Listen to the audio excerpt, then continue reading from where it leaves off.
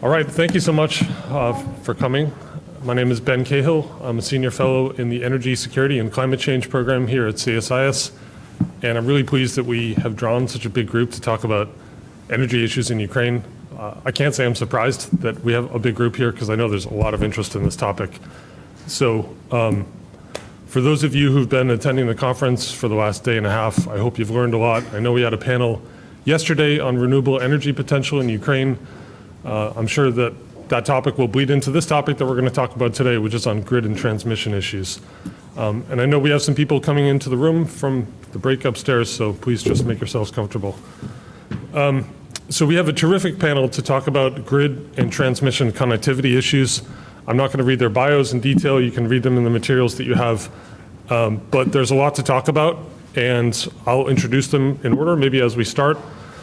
But let me just set the stage a little bit and give a bit of background on what CSIS has done on Ukraine's energy potential.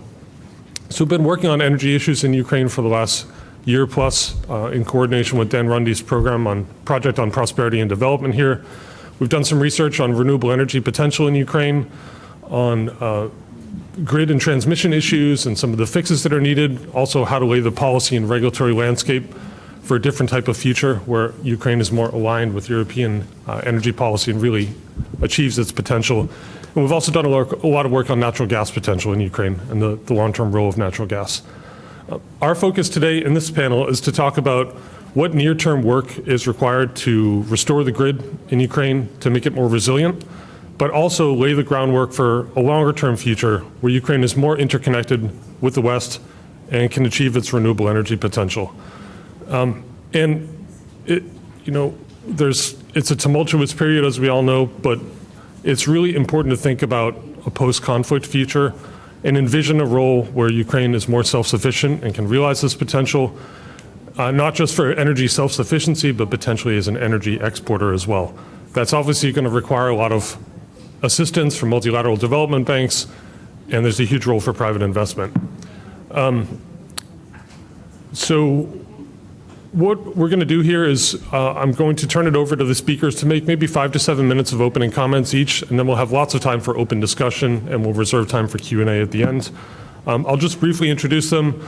Matteo Petrone is Managing Director for Eastern Europe and the Caucasus at the European Bank for Reconstruction and Development, EBRD.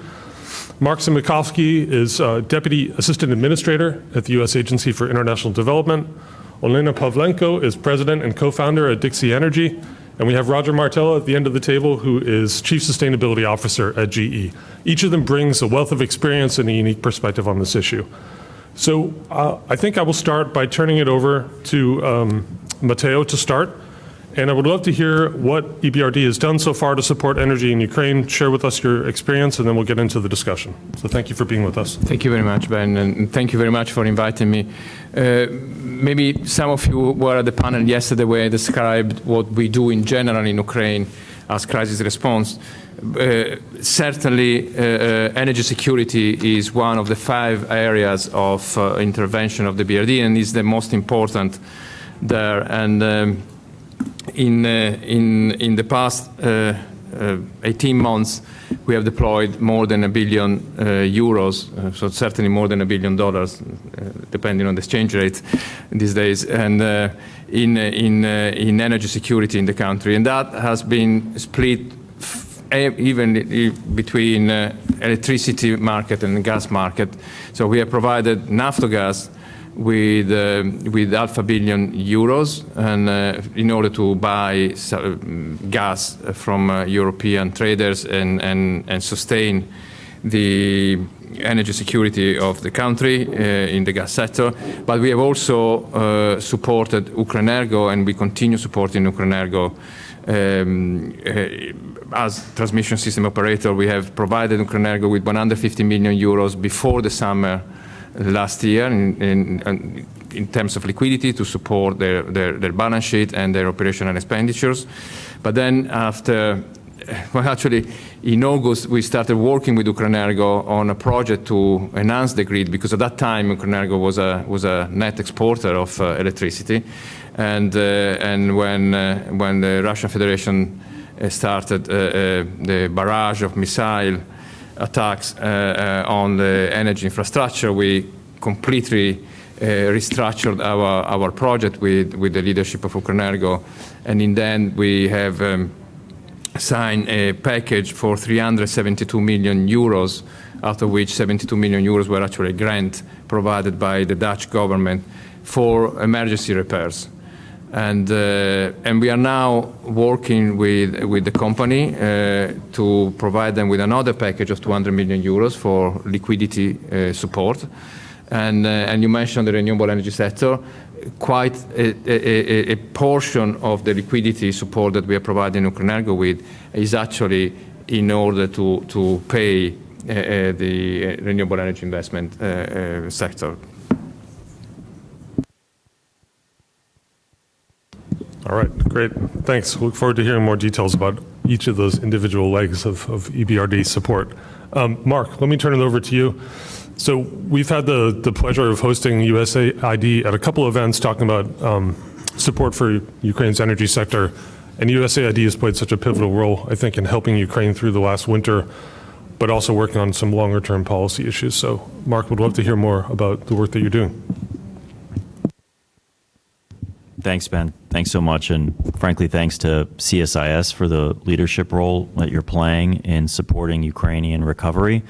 Some of us lamented this conference taking place in the week of UNGA, because many of us are in New York all week, but there's actually no perfect time to do this conference because it brings together so many key stakeholders, not only from Ukraine, but also from our donors and our partners, and frankly also the private sector and the NGO sector, and to discuss Ukraine as Zelensky is in town, which many of you obviously were able to see and participate. I was able to see him last night at the National Archives.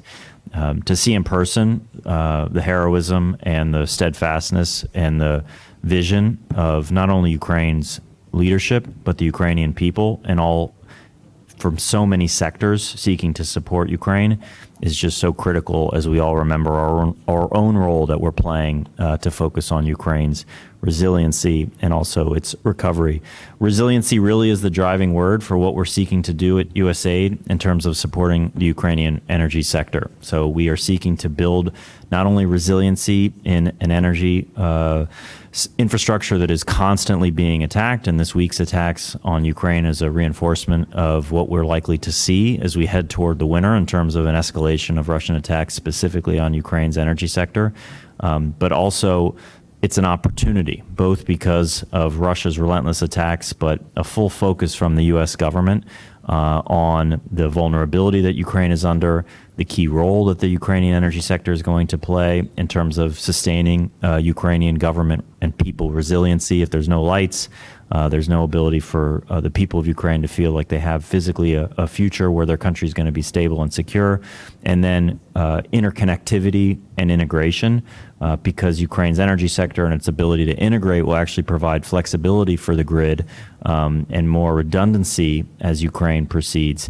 And then finally, reform. In many ways, Ukraine's success in reforming, something which in the past has been a sector filled with challenges and at times corruption, reform is going to be critical. So as I described kind of the intervention very quickly of what USAID is doing in terms of responding to the winter from last year, which we focused about $100 million responding toward the most immediate Ukrainian needs from the first and second supplemental. Also, as we prepare for this winter and what is coming, and we've been very lucky that the Congress has provided a very significant amount of, in many ways, a historical envelope of U.S. assistance of $800 million to support specifically the energy sector, over $350 million of which is going to be focused on immediate procurements to help Ukraine prepare for the winter, which USAID is focused on very actively now, day to day, and trying to ensure that that equipment can arrive quickly, many a times with equipment that is not readily available. And I know the private sector is represented here. There is a lot of interest in ensuring that Ukraine can have the equipment that it needs and seeing and looking to the U.S. government. But as you know, with anyone involved in the energy sector, $375 million is not meeting the full needs of Ukraine, and is in many ways a U.S. government down payment that we also hope donors like EBRD and others are doing an incredible job of also fulfilling and prioritizing what we can get to Ukraine on a timely basis. Then the kind of balance of the rest of that $800 million is going to be focused on triggering reform and transformation in the energy sector. This is a much more medium to long-term effort in terms of building flexible, decentralized generation in Ukraine, building interconnectivity with the EU, triggering and sparking Ukrainian reform. There was some recent successes of Ukraine in terms of its remit legislation.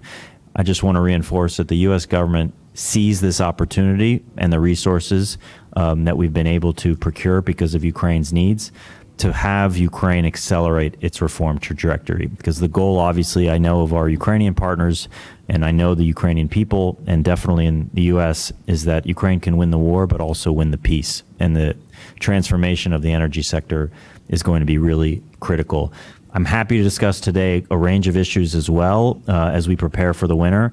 You know, in many ways, energy is the barometer on so many issues that USAID is working on and the USG is working on. So being responsive to Russian attacks in real time, being able to effectively coordinate with our donors, that we're not duplicating assistance, being able to get prioritization from the government of Ukraine, not individual ministries, of what their needs are, because there's needs everywhere, and we all have to prioritize ruthlessly to try to ensure that the assistance that we're providing is not only meeting Ukrainian needs, but it's meeting the needs of localized elements and district heating companies, which is something that we're seeking to do as well. And then, of course, the reform agenda, which is something that I've described very briefly, something that we're really focused on, and then essentially also ensuring that the assistance that we've provided is also accountable, and that there's measures in place to ensure that it also meets the needs of our Ukrainian partners. So that's where I'll start. We've got a huge road ahead of us. I will say of the issues that I focus on, I cover Ukraine, Moldova, Belarus, and Russia at USAID as a Deputy Assistant Administrator. I probably spend most of my time as a proportion on Ukraine energy, because in many ways Ukraine's ability to again survive another winter, which I want to reinforce, much of the success, if not almost all of it, was based on the heroism of the Ukrainian energy workers that frantically pulled together an incredible amount of ability to respond quickly, because a lot of the equipment that we're providing, even though important, is still small in comparison to what Ukraine is able to do on their own. But in many ways, again, through international partnership with the private sector, which is going to be critical, with all of our partners and donors, I think we really have a key opportunity to ensure that Ukraine emerges much stronger as not only a energy consumer, but also an energy provider for wider Europe, which I think it has real capability to do. Thank you. Yeah, thank you, Mark. That's there's a lot to chew on there, but I like the way that you discussed the energy sector as connected to so many different things. I mean, you cannot talk about an economically resilient society without really considering how central energy is to everything, whether it's public health or industry or households and safety. It's essential to get the energy system resilience in place to enable all the other things that you have to do to rebuild. Okay, so let's turn it to Elena Pavlenko next from Dixie Energy. Elena is a real energy policy expert. Dixie Energy is an energy think tank that produces really important statistics and data, but also has a really important voice in shaping policy. So Elena, thank you for joining us, and over to you. Thank you. Thank you very much to CSIS for the opportunity to talk to such a great audience, and thank you very much for your interest to energy sector of Ukraine.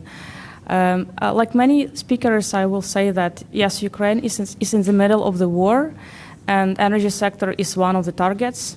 Just a few days ago, Russians shelled on our oil refinery in Poltava Oblast, and also just a few days ago, Ukrenergo, our transmission system operator, stated that the first attack in 6 months took place specifically on energy infrastructure. So Russia started this process, and this is definitely not the end. I think, take into the account that we finished last winter with more than 50% of energy infrastructure damaged this is a goal of Russia for this winter as well. So we have to be very well prepared, and we very much thankful for all the emergency support which we will have. Mark have stolen part of my lines, because I also wanted to say that these challenges which we have might also be turned in the future into opportunities. It is not a secret that Ukrainian energy system is quite outdated. Maybe 70% of our network works for more than 40% and for 40 years, and they need to be modernized. And this is not just a small network, small system. It's a huge system of a big country with more than 23 kilometers of transmission lines and more than 800,000 kilometers of distribution networks. It's a huge system which will demand a lot of money and a lot of efforts. Colleagues mentioned about some costs for emergency needs. The energy sector for emergency needs, according to the World Bank, needs already now $1 billion, and for the recovery process already more than $10 billion. So it's a huge money. And again, we have to work all together. It's not only Ukrainian money, it's also, we would be very much thankful for the partnership and possibilities to cooperate with donors and businesses, of course.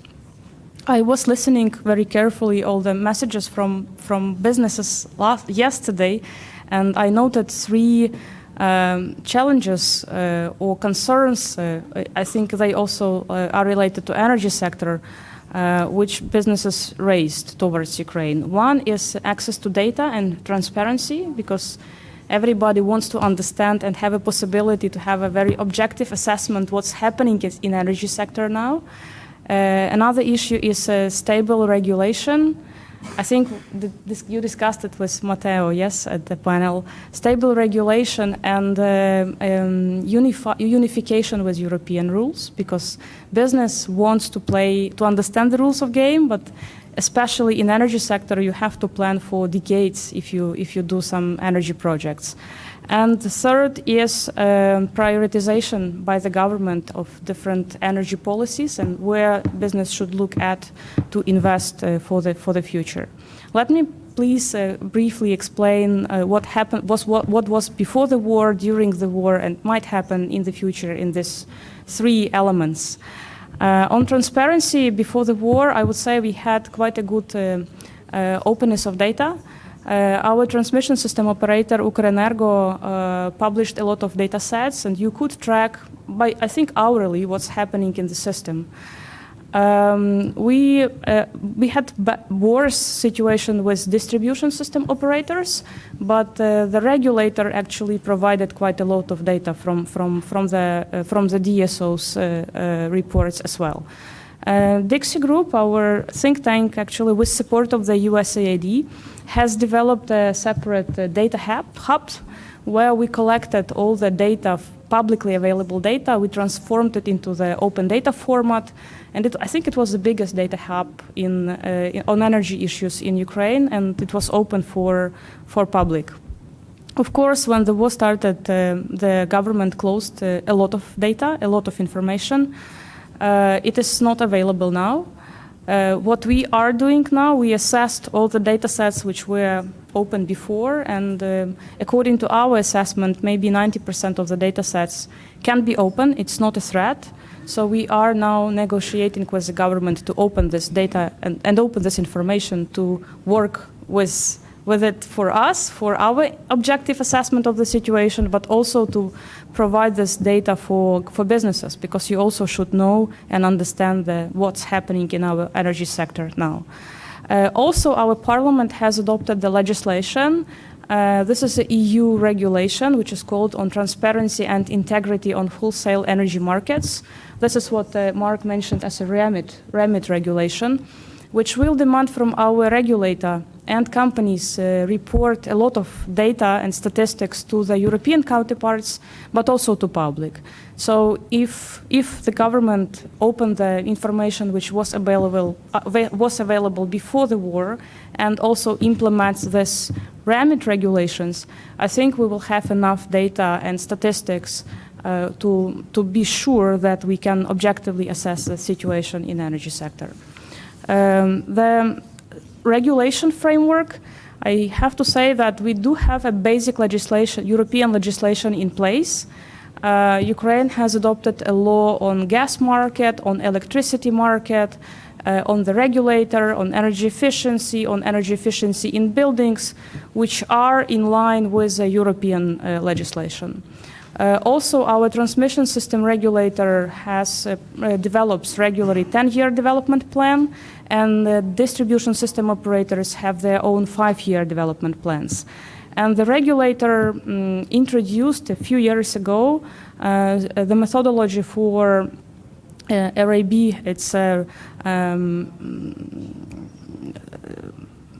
It's a regulatory asset-based methodology, which will actually allow to invest into the networks.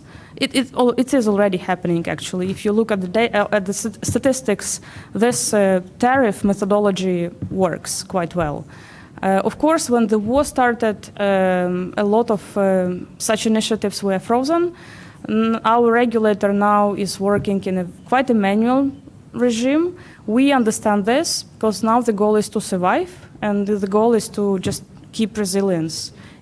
But what I'm just trying to say that when we will come back to normal life, or we will already doing this actually, we will not start from the scratch. We do have basic legislation and basic regulation in place, and the goal is now just to improve it, I would say to simplify it, to adapt it to the investors' needs and requests, and it is not that we will start from zero.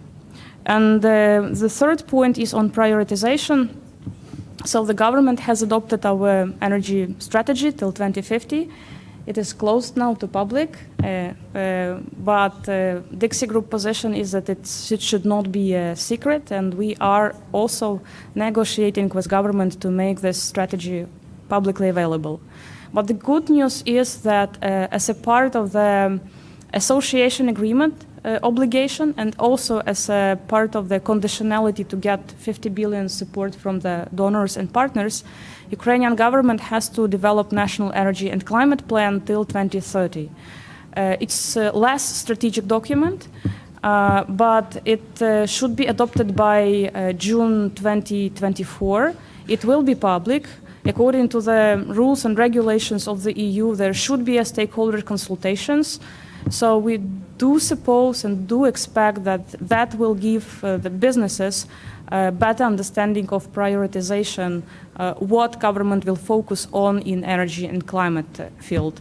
And I'm really happy that our team is also participating in the drafting and discussions around this plan. Thank you very much again for your attention. I'm happy to talk more on this, but let me stop now and come back to Ben. Thank you. Great. Thank you very much, Elena. For those of you in the back, there are a few seats. If you'd like to come up, don't be shy. Make yourselves comfortable. Our last speaker on the panel, but certainly not least, is Roger Martella, Chief Sustainability Officer at GE. GE is a company that builds big stuff in gas and electricity systems around the world, hoping that Roger can bring in his perspective from the private sector and as a representative of a real energy technology leader, talk about the work that your company has done in Ukraine and some of the potential you see longer term. Thanks, Roger. Ben, thank you very much. And I'll just echo the appreciation for CSIS and for all of you for being willing to engage. And what Mark said is really an important time. I like Mark, I can't think of a better time to have this conversation. I just got back this morning on an early train from UNGA and Climate Week, and many, many meetings with all levels of Ukraine representation, private sector, public sector, United States. And I walked away with even a higher sense of urgency on these issues from these meetings than I did going in. It was a very high sense of urgency at the beginning of the week, but as I come back to Washington and reflect, going to talk to our executive leadership team on Monday, unfortunately, even a higher sense of urgency based on what I heard in these conversations. We've heard a lot about winter and the challenges that presents, the readiness for this, really reinforced a lot of good work, a lot of very strong, impressive work to get ready for the winter, but still just a lot of concern, a lot of uncertainty about the resiliency. And Alina, you mentioned some examples of some of the recent targeting on the grid. It's a little personal to me, too. 2 weeks ago, we took in a family of Ukrainian refugees, a mother and her 9-year-old son. The father is fighting in the war. My wife did all of this. It was a lot of work, but she felt very passionately about this. So seeing this up front, and I imagine everyone here is seeing this through different lenses, but seeing up front and personal, the separation of a father and his son and his wife, is a tough thing to experience. So just reinforces the sense of urgency that we have here. From our perspective, I appreciate being invited as a private sector representative here. GE helps provide about 1/3 of the world's energy through innovation and technology, and we have probably the most diverse portfolio of generation and grid equipment in the world, which is really important if we're talking about Ukraine. Our purpose is to decarbonize the world's energy sector, but also electrify the world at the same time. There's 750 million people in the world who lack access to affordable, reliable, and sustainable electricity. So we view energy as the lifeblood of civilization. And so when someone targets that, we take that very seriously, and we rise to the challenge of making sure that we're responding. So I would say nothing has been a higher priority for me, nothing has been a higher priority than the leadership of the company, than to make sure we're there when our colleagues in the government, whether that's the US or Ukraine, need us to be able to supply technology. Not always easy, but I want to both talk about what we're doing from a technology perspective, and then some of the things we're working with our government colleagues, public sector partnership, so that we can implement these solutions without delay. And I'll just say, partnership's going to be a big theme of my comments. Our partnership with USAID, with the U.S. State Department, has been the best example of a public-private partnership in my career, both sides just working in complete lockstep to do what we have to do to get the technology where it needs to be. So we'll chat a little bit about that. I'm very thankful for USAID, for Mark, and for everyone working hard to help us sync up so well together. I also thank our leaders and our employees who have donated $6 million to the cause in Ukraine, including healthcare equipment. So when we think about how do we both stabilize the Ukrainian grid for the winter, and how do we realize this goal that we've all spoken about of making it stronger long term, we think of it in 3 stages. And the first is probably the most obvious and the most urgent. Making sure Ukraine has the power it needs, the resilient and diverse power to address the winter from what we learned from last winter and what we might be able to reasonably expect could happen this year. So part of that is getting more generation to more diverse places. When I talk about diverse places, one of the themes of these conversations is dozens of wind turbines or mobile gas generators are less vulnerable to a war than a hydroelectric dam, apparently, permanent generating assets. So you want a mix of both. And so the focus in this emergency stage, stage 1, is how do you have more portable, more mobile, more diverse, dispersed generation, because it just enables you to be more successful, both defensively and in providing power. So there, we partnered with USAID early this year to deliver what we call an aeroderivative turbine. It's a gas turbine that can provide power for about 100,000 homes. It's on a trailer. It's connected to basically a portable jet engine. And these are opportunities to create this diverse network of the grid. Ukraine has significant wind assets, and there's opportunities to continue to build those a little longer term, but to make sure we're maintaining and operating those wind assets, because it helps increase the diversity of the grid, the resiliency. And then an area that we've been very focused in real time is providing StatComs. These are grid equipment that enable a better connection, a closer connection to the European grid, as well as transformers, substations, and switchgear, and also working to repair and shore up some of the hydro resources. So these are emergency, I would say, efforts, immediate efforts in terms of how are we just making sure they can keep the lights on during the winter and think defensively and proactively. On the rebuilding part, I like the way Ben described it, and this was very much the theme of the meetings in New York. I see the leaders in Ukraine shift their, not, I wouldn't say shift their focus, but dedicate an increasing focus to what does this look like long term, and how can they make decisions and install infrastructure today that are good for the long term, for a resilient, clean grid. This is happening now. It's not, they're not going to wait. I think maybe earlier this year there was some, we'll turn to that later. It's evident from the discussions, like the rebuilding of the grid is going to start happening now, the planning is happening now, and the coordination has to happen now. Like other companies, we're going to be very happy to work with our partners to make sure we can be part of the solution for Ukraine there. But we have a challenge, and I want to be very clear on this challenge because we have to factor it in. And I was very clear on this week, is because of the energy transition globally, the demand is outpacing the supply, not only for GE, for all of our companies. There's been a wake-up call that we don't have this equipment sitting on shelves. It's not in inventory. There's no backlogs. If you want to order some of this equipment today, you might be looking 2, 3, 4 years. And so what we need to do is, that doesn't work for Ukraine. We're not going to make them wait 2, 3, 4 years. What we're going to do is we're going to prioritize what they need. We're going to talk to other customers who have been in the queue and have tough conversations and say, we apologize, but we're going to have to shift your resources over to Ukraine. We hope you understand that. But we can't do that overnight. And USAID has, again, been a great partner to us here. We have to have these conversations as early as possible so that we can plan, we can work with our customers, we can try to find the technology we have that we're building and align it to Ukraine. None of it quite fits exactly the way you'd want it to. So it's never soon enough to start these conversations. So I'm happy that we're starting them now because we have to address the supply chain and the lead time.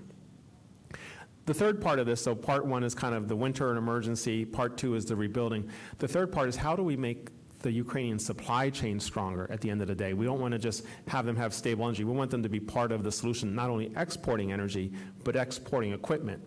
And one thing I came to really appreciate this week is the significance of the Ukrainian manufacturing economy, how strong of a foundation it has, both the resources, the supply chain, and the people, but how underutilized it is right now for a variety of reasons. So GE cannot address this ourselves, but I walk away with the notion that maybe a partnership, a coalition of similar companies can help Ukraine take advantage of this underutilized resources to get people working, to get these factories up and going, and to not only solve these supply chain issues for Ukraine, but to solve them for the world, or the things we can build there that they can export to help the supply meet the demand a little better. So this is an exciting part of the conversation. I think we're going to see, again, more momentum shift in this direction. I was happy to take back these messages, and we're going to be following up on that very quickly. So those are the three phases. The last thing I want to say is going back to the theme of partnership, is this is an era of partnership with the energy transition. As big of a company as GE, 1/3 of the world's energy, we can't do any of this alone. We appreciate the partnership with USAID, with the U.S. government, with our global governments, and if we're going to succeed here, we have to do it in partnership with other companies, in partnership with the public sector, and be in lockstep. I think we are doing that. I think we're doing that very well. I think, frankly, Ukraine's a good example for the rest of the energy transition, but it's just critical going forward that we're able to have these conversations and talk about this type of partnership. So again, thank you, Ben, for the opportunity to share that. Great. Thank you so much, Roger. It's a really interesting point you made about supply chains and manufacturing capacity. I mean, the whole theme of this conference is about a vision for Ukraine's economic future and a more independent future. So when we think about digital technology and IT, this is a real strength for Ukraine, but in terms of manufacturing capacity and building more independence and becoming a more important part of that supply chain, that's a really interesting point too. Okay, so there's a lot to dig into here. I feel like maybe we should stick with the short term. We've talked a couple of times now about the efforts that were made last winter to try to restore the grid and protect it and harden it against a lot of these really precise and frankly well-planned attacks on critical, hard-to-replace bits of infrastructure. So maybe, Mark, I can start with you. I think it's worth delving into a little bit more detail about what USAID did to support Ukraine throughout the last winter, what lessons we've learned about, what is really hard to do here, and how we get at this challenge of replacing those things like transformers that, are not easily available. We don't have just-in-time manufacturing capacity. where are we heading into the next winter? And maybe you can give us a state of play in terms of USAID cooperation with companies like GE and others to help. Thanks, Ben, so much. Obviously, I wish I had a silver bullet, and I know the Ukrainians they've done an incredible job over the last year preparing and seeking to fix. Russian attacks, I think, have damaged about half of the energy sector in terms of substations. So despite that damage, you see a Ukrainian grid that is still stable. And so that stability as we approach the winter is an incredible success story, again, mostly based on Ukrainian ingenuity, heroism, efforts, some part of which has been driven by international assistance. But again, in terms of what we're preparing, that stability also does not hide real vulnerability as we head into the winter. And so, it is almost October. I think we're starting to see a trajectory of an escalation in Russian attacks.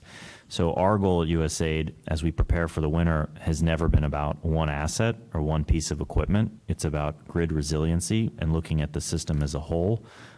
So over the last few months, we've been very focused on a range of interventions. So one is, we installed over 80 kilometers not 80 kilometers, a significant amount of piping that actually helps, because when some of these attacks on infrastructure actually physically damage the piping that's underneath, we've been very focused on mobile boiler houses, which we've procured. We have contracted over a dozen auto transformers. Again, the challenge with the auto transformers is they don't exist on a shelf, as our colleague from the private sector has flagged. So the ability for us to contract and solicit interest from the private sector, which we have to do in a transparent manner. We also have utilized some capacity within Ukraine. Ukraine does have domestic capacity to produce equipment that is critical for its energy sector. We have been very focused on Ukrainian domestic capacity and have contracted with some equipment that is there. Again, the ability for the domestic sector to meet the entire needs of Ukraine is limited because the damage is so significant. But again, we are also not shy to the realities that there has not been a significant number of high voltage auto transformers delivered to Ukraine over the last year. It's been very challenging to procure. So that's something that, we can constantly seek to accelerate our own ability to procure high-end equipment. There are also things that, don't make the news, like excavators and transmission lines. Our Department of Energy colleagues played a significant role last year in airlifting on U.S. military equipment, residual equipment that is still going to be of use this year. And so we're looking at all opportunities to try to maintain grid resiliency, build some domestic flexible generation, which the G generator showcases. We're also looking at cogeneration units that can give district utilities some flexibility in times of crisis. We have procured also equipment for emergency systems like waste and water that will keep some of these really critical human systems online in case of attack. And again, how do we do this? We have to all do it collectively. We have to be not myopically focused on one piece of equipment that's going to somehow solve Ukraine's vulnerabilities. We also have to enable Ukrainian technical capacity, which we're doing on the ground. We have a very significant energy security project that has dozens of people working every single day, engaging with Ukrenegro, engaging with utilities, engaging with the Ukrainian government. Coordinating within the Ukrainian government is key as well. And then the last, I think we just have to continue to do as proactive as we can in working with donors and partners like UNDP, like EBRD. We work with the G7. We have a monthly G7 coordination call that the State Department Ambassador Pyatt leads, which I think is very effective in getting up to speed of the latest set of equipment that is going to Ukraine and the vulnerabilities that continue to exist. Our Department of Energy has been working very closely with the Ukrainian nuclear sector as well. And then, of course, USAID has a very significant envelope of assistance that we have a responsibility to implement quickly, which at times is difficult when equipment is not as readily available. But again, I think we are in a positive place as we head to the winter, but fully clear-eyed that the Ukrainian energy sector remains vulnerable. And as we approach the winter, we're going to have to also continue to be very actively engaged in being flexible to try to focus resources in a way that will make an impact for the winter, but also knowing that it's going to be a very challenging time in the next few weeks. That's terrific. Thank you very much. Matteo, do you want to jump in and add anything? Yes, maybe let me start from the last one of the last comments of Mark and really praise we often talk about coordination, need to enhance coordination among international partners and between international partners and the government of Ukraine and within the government of Ukraine. I think the format of the G7 coordination platform in the energy sector run by Assistant Secretary Pyatt is really a role model in that sense, and it is extremely helpful for us to talk to each other in the international community, to talk to the Ukrainian authorities in order to make sure that our interventions are actually complementary, synergetic, and effective in achieving what we all collectively want to achieve in the country, which is enhancing energy security and diminishing energy vulnerability, in particular, as we heading towards the winter. A few updates on what we have done with Ukrenergo, with the previous line which we brought to fruition at the end of last year. Indeed, the big elephant outside the room is the availability of 750 kilovolt auto transformers. We should manage to get the first batch of 7 of them in October from South Korea. We also should get another 20 auto transformers of 330 kilovolt and 220 kilovolt between December and January from Turkey. And as USAID, we have also engaged with local manufacturers, and I completely agree with the statement of Roger on building supply chain locally, and this is not something that has to happen in a few years' time or during the so-called reconstruction phase. The reconstruction starts now. So the fact that we are already engaging I think is a testament of the fact that the Ukrainian supply chain is part of the solution. So hopefully we're going to be able to contract 6 750 kilovolt auto transformer from the Zaporizhia plant. In terms of priorities, indeed, obviously, emergency repairs are priority number 1 going forward in the next few weeks, but also the protection, the systemic development of physical and cyber protection mechanism for the grid are very important. And in particular, in physical protection, we had a very productive meeting with Ambassador McKee before this panel. And that is where coordination among donors is absolutely crucial, because there is not a single technical solution. It's not clear actually what the most effective solution for the short term is. There are different requests from different actors in the country to different donors, and this is exactly one of those points where close coordination among donors is absolutely essential. And completely agree on the centralized generation, and this is an area where indeed the USAID has taken the lead with the private sector, and this is absolutely crucial. But also the development of storage capacity in terms of backup is absolutely crucial. If I may, one last comment, because there's been a lot of praise for Ukrenergo's staff for what they've done last year, which I completely share. But I would like to take a slightly different angle to that. That is because that company is extremely well managed, has been extremely well managed for a number of years, and is one of those cases where we had a success story in terms of corporate governance in the country. This is why corporate governance is so important in state-owned enterprises. And Ukrenergo is indeed a best practice, a benchmark for many others in the country. That's great. Thank you, Matteo. Olena, please, I'd love to get your perspective on... Yes, if I may add just to the discussion on winterization, I would just to share with you the information about so-called Ukrainian Energy Support Fund, which exists. It is a platform which is trying to unite and coordinate on the companies on the one side and the donors on the other side. The idea is that the companies, energy companies in Ukraine, mainly this is distribution system operators and transmission system operator, because they were all the time under the huge attacks, through this coordination, they always highlighted what they need.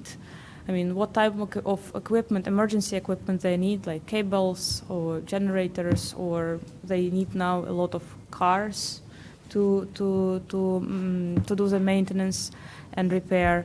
And then this information is collected and goes to the donors, and the donor side actually is trying to support and to procure this, if it's possible, to procure such stuff.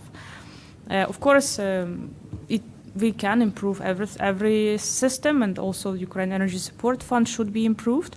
But I'm really happy to say that it's something which Ukraine can also share with other countries, because we started to digitalize the system of communication between companies, government, donors. It is called now Aid Energy platform. It is still under the development, but companies already are sending their requests through this system. And when we presented this platform in Berlin, I think it was summer, so there were a lot of people from Turkey who came to us and said that they would be interested to get Ukraine's experience on how such system has such platform of requests from the companies or institutions which need support, and donors and matchmaking, how it works. So I mean, it's of course it's not a good situation where we are, but the lessons we learned and the experience we have, I think we even also can share with many other countries, and Turkey was already among them. Thank you. Olena, maybe I can stick with you for a minute. Let's talk a little bit about the medium to long-term picture. We've talked about some of the short-term acute needs, but you mentioned that Ukraine had to adopt a 2030 energy plan, sort of looking out over the next decade in terms of the evolution of the system. I mean, one theme that we've talked about a lot in our work on Ukraine's energy system is that, we don't want to just rebuild the old energy system. As we spend money on reconstruction and development, we really want to think about the vision for a future energy system that's more linked with Western Europe, that involves more renewable energy, more intermittent energy. I think the role of nuclear energy in Ukraine, which provided more than 50% of electricity generating capacity, that future role of nuclear is maybe somewhat in question over the long term. So, Olena, can you tell us a little bit more about the role that Dixi is playing in providing advice on energy policy and trying to shape that vision for what the system should look like, not just next year, but over the longer term? Thanks a lot. First of all, I would like to say that we are donor funded, and our biggest donor is USAID. So thanks a lot to USAID for all what we are doing actually in Ukraine. Yes, we are trying to combine the roles of watchdogs on the one hand, because we demand from the government energy transparency and opening as much information as possible, including contracts in extractive sector after the war. And on the other side, we are trying to engage as many stakeholders, experts as possible in Ukraine and abroad to support government to develop its vision for the midterm and long-term energy sector development. Yes, as I said, we now are trying to work, and we work here with energy community, with European Commission, and there was a high-level group on September 8th where the US also participated, and EBRD as well, where the approach for such national energy and climate plan, what and how the energy and climate sector in Ukraine or policy in Ukraine should look like before 2030. This is not, it will not be a fantasy, it will not be something which we will create. There is a very clear methodology in the European Union which demands that there should be a revision of all the strategies, relevant strategies in Ukrainian, which Ukrainian government already adopted. This is not only energy strategy, it's also strategy regarding transport, agriculture, decarbonization. There should be a table with those targets which our government set up till 2030, and then based on this existing targets, again, it's not a fantasies, there should be a modeling and building different scenarios where the prioritization should be. So we are at the stage of where we have already identified the targets, and we do hope that the modeling will come maybe later in September. So we will try to deliver first results by the end of November. But in terms of the priorities, I would already happy to highlight that there will be a huge attention to energy efficiency, because Ukraine has so enormous potential to increase energy efficiency in energy consumption, in buildings, in public buildings, in multi-flat buildings, everywhere. Again, we have a lot of potential there, and new solutions for heating, like geothermal, for example, might be very helpful. I know that US has a great experience on geothermal. EU is building its future strategy on decarbonization on geothermal in heating and cooling. Why not to bring this technology closer to Ukraine? And there is also will be a lot of attention to decentralization of energy system, as Mark mentioned. And the Dixie Group is working, has chosen 10 local communities to work with them to develop their local development plans. Because our government wants decentralized energy system, but we still have to understand how to implement this goal and target. So we have to understand the regulation, how the local communities, if they have their vision, how they can implement this vision in terms of legislation. So for us, it will be also lessons learned, how to integrate this idea into, how to implement this idea into very particular actions. That's the goal for the next year or two. Yeah, thank you very much again, and thank you, and happy to talk more. Yeah, I just want to foot stomp and concur with Olena's vision for the medium to long term, and everything she described in terms of decentralization, potentially decarbonization where efficient, integration with the EU is something that the USG is seeking to achieve.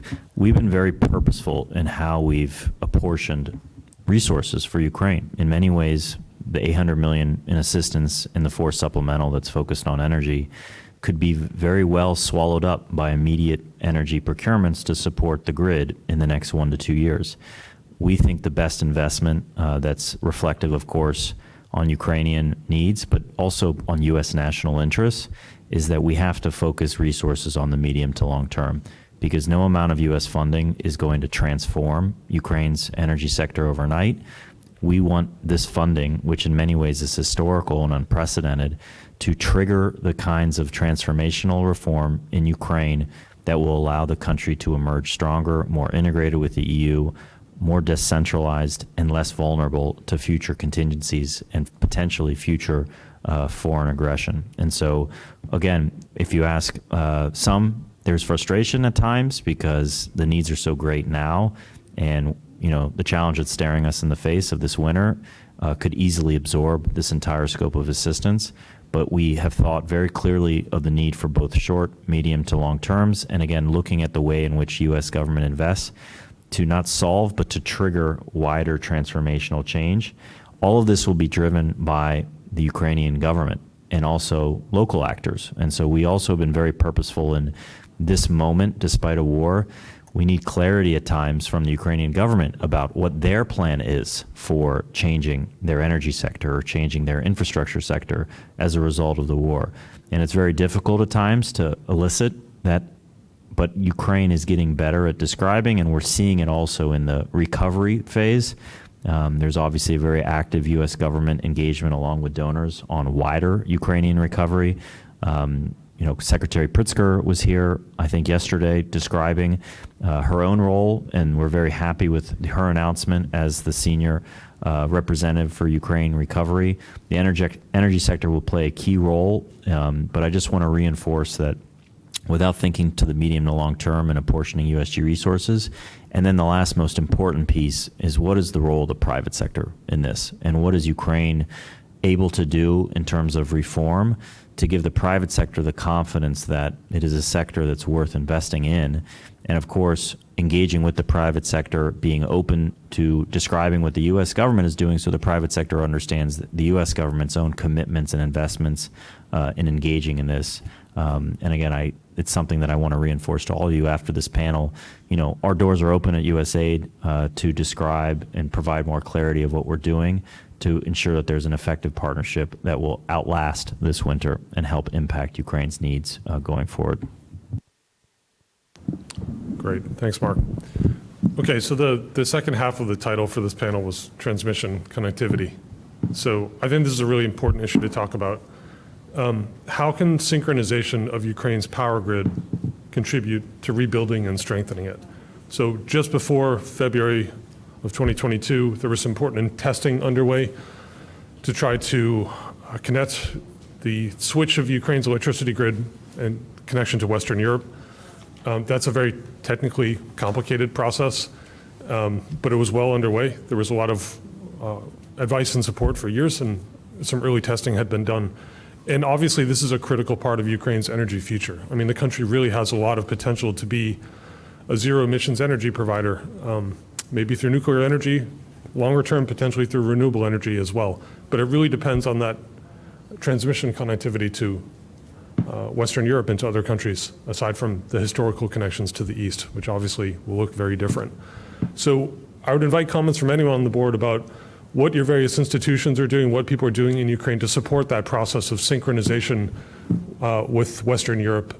Is this a matter of technical support where Ukrenergo needs more support? What's the role for the private sector and technology solution providers in doing this? Thoughts from the panel? Roger, do you want to start? Thank you, Ben. And, from a technology perspective, I think we have a fair handle on what's needed, and I think this is an area where some progress has been made. You mentioned that Ukraine, to its credit, had already started the plan for this, and if you've heard the stories from the energy minister about kind of the timing and how close the timing was, it's quite dramatic. But the Ukraine, very much to their credit, was preparing for the possibility of a connection to the grid. So they had some foundation. That has gotten stronger in the last year. I mentioned earlier we have provided a number of StatComs. I imagine others have as well. And these are the kind of the critical transformers and grid equipment necessary for that interconnection. I think right now, I think Ukraine would say they do export energy to Europe. I'm sure that is true. I think right now the goal is to make sure that it goes the other way, that as we see challenges and attacks on the Ukraine grid, we're able to move energy towards Ukraine to make up for that difference. But and that's where I think we have made progress. I've talked about a lot of concerns and a lot of things I'm worried about. This is one area where I think we have hardened and strengthened, although it continues, and we're continuing to work on that. The goal here, as we've talked about, is for this clean and resilient energy ecosystem in Ukraine and for them to be a net exporter of electricity. We're probably not there yet today. I need more hardening, more StatComs, a closer connection between the grids, but everything we're doing is moving more and more that direction, and I feel pretty confident of all the challenges we're facing.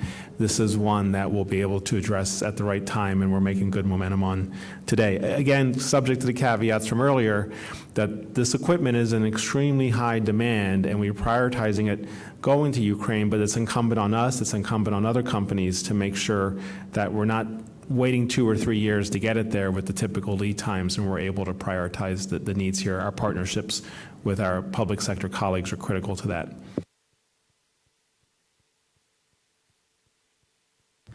Thank you. Maybe I'll start from saying that Ukraine was asking to synchronize the NSOE for many years. And before the war, even in 2021, there were a lot of papers I read that it will take 3 or 4 more years to synchronize, because the European side were afraid that we have such a big system, we might create some threats for balancing or for other reasons. So there should be a much more time for testing and other stuff. So the war, which started, made this process very fast. We synchronized during the 2 weeks, immediately. And nothing serious and problematic happened. So Ukrainian grid was not a threat for Europe, for the NSOE and for European network. Moreover, a month later, Ukraine proposed to export electricity to the EU because we had such a possibility. We started to export electricity, I think, in June last year, and we did it till October, when Russia started to attack our energy infrastructure. After that, Ukraine said that we probably will need emergency support from Europe because of the lack of capacity. And such cooperation actually started. So where we can support European Union with exporting electricity, we do this. Where we need import for emergency needs, especially, we also ask for this. I have to say that the capacity to import electricity already increased to, I think, 1.2 gigawatts. And we expect more. Because even during the summertime, Ukraine asked 17 times for the emergency support, emergency import from the European side. So the possibility to have this good interconnectivity and possibility to have capacity to import in case of emergency is very, very critical for us. Again, if we needed this emergency support during the summer 17 times, you can imagine how hard it will be for us during the winter time and how much we will need this support from the European partners. So yes, integration, synchronization, and support from the European side, from the NSOE, especially during the winter period, will be very much critical for us. Thank you. But I think Olena said it all, actually. But so the advantages of the synchronization are very obvious, both in the short term and in the long term. In the short term, it reduces vulnerability and allows for import of emergency electricity when needed. In the long term, actually, it opens the largest synchronous market to the Ukrainian producers, so it increases competitiveness overall in Europe, including Ukraine. And obviously, it also attracts financing at more convenient terms for private operators in the country, for private generators. So this is clearly an obvious advantage. It helps forging partnerships and therefore overall it attracts private sector investments. But this is not so. In this sense, EBRD obviously stands ready to play a role in terms of further grid enhancement in the country, and we are already discussing with Ukrenergo possible investment projects in that sense. But it can work if it becomes an ingredient of a more holistic approach to the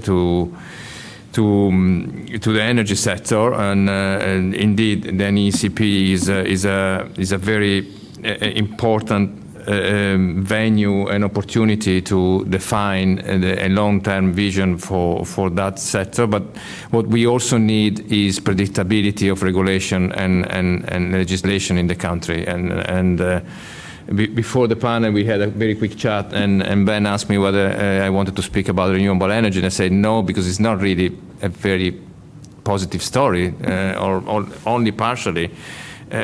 What we have seen in 2020 and 2021 was not really the best example of predictability for private investors in the country. So going forward in renewable energy, in storage, in decentralized generation, we really need to see a stable regulatory environment for private investors to come in. Great, thank you, Matteo. Okay, we have a few minutes for audience questions. We're slated to wrap up this panel at 12. I believe we have a microphone here in the room. Raise your hand, please identify yourself, make your question brief, make it a real question. Yeah, I promise that, yes. So Lubin Gerasimenko, a Velocity, a advisory group supporting energy infrastructure projects. So question on decentralization. Obviously, this is becoming the part of the future strategy for Ukrainian energy systems, right? But there is a certain duality to it because decentralization definitely takes care of the security of supply in cases where it's under threat. But also it increases the cost throughout the system. Now, if we assume that we are going forward with this premise and we say, okay, we'll decentralize part of the energy supply and then whatever capacities we already have on the centralized on-grid configurations, we'll send them or we'll use them to produce electricity for European exports. But decentralizing also means that the overburden on the transmission lines, the cost overburden, the capital overburden increases, thus decreasing the cost benefit for the exports. So the question is there a thinking, and I'm looking at Alana because she represents a think tank, is there a thinking behind how to balance those two factors? Like what is the model or proposed model for going forward? Is it complete decentralization with islanded modes throughout the country, or is this like still on-grid centralized system with backup generation at critical junctures? Thank you. So maybe I will say I will divide my answer in few. So on the one hand, I would say that we also learn through the synchronization and through cooperation with NSOE, we also learn how European countries are doing this. And actually, I think they do have quite a good, as also decentralized electricity systems. And for us, it's a lessons learned how to take the best examples and implement it. Our Ukrenergo is, again, with this 10-year development plan, which has to update every year, and distribution system operators with their 5-year development plans. I think they are not open now. We didn't have a chance to track how they discuss it with the regulator, but I think that the regulator brings this issue to the attention of the TSO and DSOs on how to develop, how to plan this development, take into account the decentralized energy system. As I said, I feel that there is still not enough thinking, so we still have to look closer into the definitions and also how to do this from the regulatory point of view, from the technological point of view. There are so many angles of this issue. Still a lot of work to do, but the thinking started, I would say. The thinking and lessons and learning from the European experience, it has started both at the level of government and companies, and we also are trying to look at this issue as well, as I said. Thank you. Ben, if I could just say briefly, if the goal here, and thank you for the question, it's such a thoughtful point. If the goal here is to have Ukraine be the shining example of the clean grid of the future, you would build it in a way that's a bit of both, some centralized assets and decentralized assets. And we talked about wind turbines and portable generators. I think that's where the focus is a bit because they're in wartime mode. We haven't talked much about the grid, like HVDC, some of the grid equipment that we can introduce that is being designed for a world that's going to be a little bit more both into the future just because it has to be because of renewable assets. One of the things that was interesting in the conversations this week, I think it reinforces they're not fully focused just on decentralized, is a lot of interest in small modular reactors. GE makes the leading, or will make the leading small modular reactor in the world. And even I had to say, well, let's come back to that a little later. Let's have that conversation further down the road. But it just shows how much they're thinking long term, not just in the near term, to be wanting to even bring future nuclear power into the equation.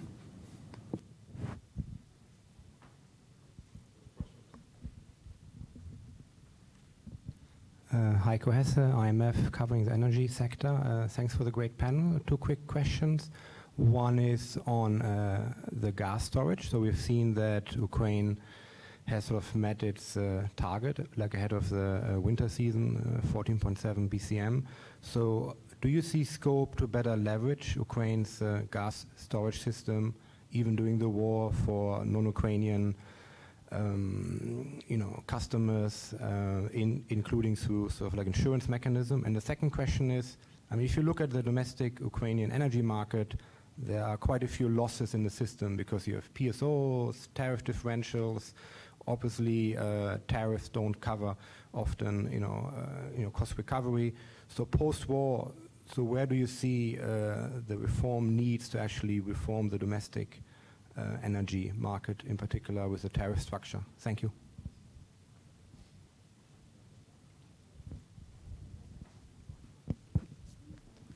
Maybe on gas storages, I fully agree with you that this is a great...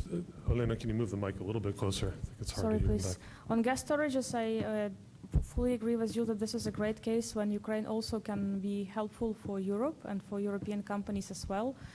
Before the war, Ukraine provided its gas storages to store gas to European companies, and they very actively used this.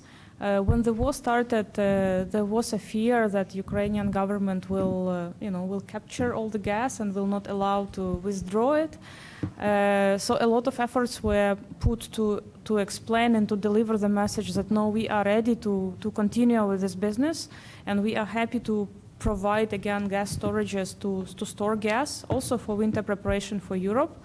As far as I know, some companies already started to do this business. They keep gas in Ukrainian storages, but still not so many.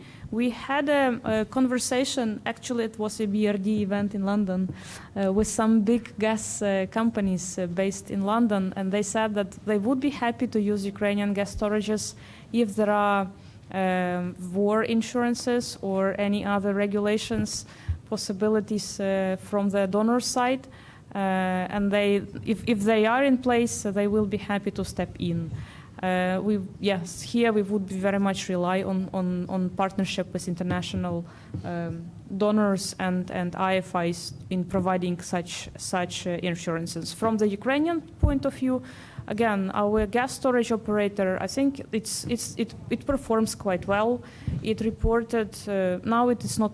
Cannot report so much data, but it reported so much data. It was very transparent, and we did have quite a good cooperation before the war with European gas companies. And just one more point from my side. There was the demand from the European Commission, if you remember, to fill gas storages till 90% before the winter, to be resilient during the winter time. So Ukrainians would be very happy if European Commission also included Ukrainian gas storages into such regulations. So that would be also a possibility to have our storages as a part of this big European system of gas storage system, and it will also help us to communicate with companies as well. And on the reforms issues, again, we very much pray for transparency from the government side, because it will build trust between all stakeholders. We do support the idea of raising the prices, but there will be no chances to keep the prices at this level. There will be definitely PSO, but it should be very much targeted for very concrete, vulnerable consumers. The rest, I think, unfortunately, will have to pay, maybe not immediately, but with some stages, market price, because the gas, electricity, the energy sector desperately needs money. This is not a secret. And in terms of networks development, we would very much support first storages development.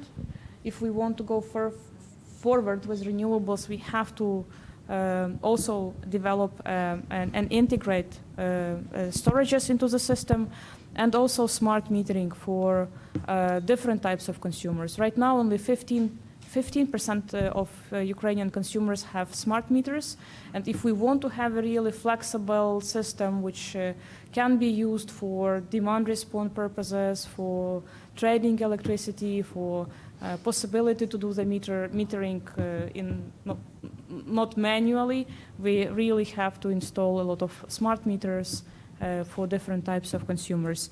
And interconnectivity, we talked about this. I think this is, will be very helpful also for businesses who would like to export electricity to the EU, especially renewable generation. Thank you.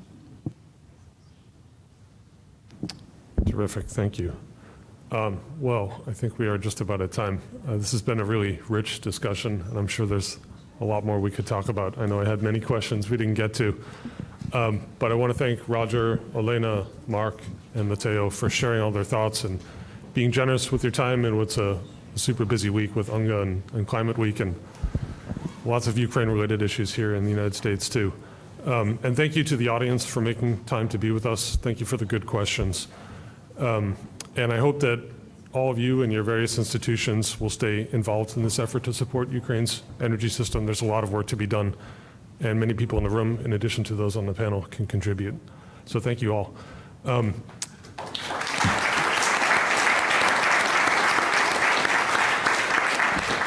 I believe we have lunch upstairs, a buffet lunch, coffee. So make your way up. Thank you for being with us.